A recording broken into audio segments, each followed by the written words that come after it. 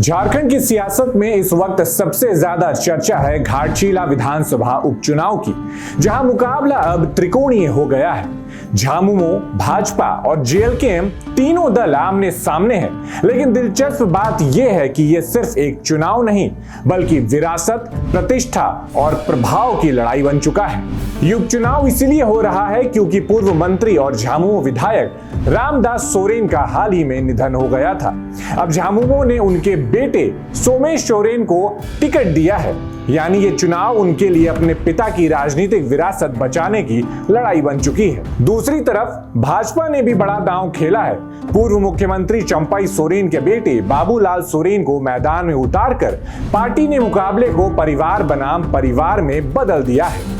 आपको याद दिला दें कि 2024 के चुनाव में रामदास सोरेन ने बाबूलाल को 22,000 वोटों से हराया था। अब बाबूलाल उसी हार का बदला लेना चाहते हैं। लेकिन कहानी यहीं खत्म नहीं होती, क्योंकि तीसरे खिलाड़ी के तौर पर मैदान में उतर चुके हैं जयराम महतो की पार्टी, झारखंड लोकतांत्रिक क्रांतिकारी मोर्चा यानी कि जेएलकेएम।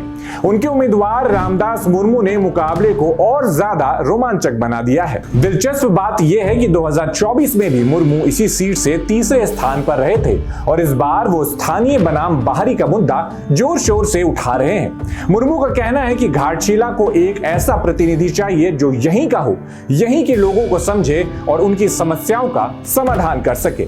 वो खुद घाटशिला के रहने वाले हैं, फिजिक्स में पोस्ट ग्रेजुएट हैं और बीएड डिग्रीधारी, और यहाँ एक कोचिंग सेंटर भी चलाते हैं, यानी एक शिक्षक से नेता बनने की कोशिश। नामांकन प्रक्रिया के दौरान दोनों प्रमुख दलों ने जबरदस्त शक्ति प्रदर्शन किया। झामुमो उम्मीदवार सोमेश सोरेन के नामांकन में खुद मुख्यमंत्री हेमंत सोरेन पहुंचे थे, तो वहीं भाजपा के बाबूलाल सोरेन के साथ नजर आए बाबूलाल मरांडी और सुदेश महतो, यानी दोनों ही तरफ से चुनाव प्रचार में पूरी ताकत झोंक रही है। झामुमो ने तो अपने 40 स्टार प्रचारकों की लिस्ट भी जारी कर दी है।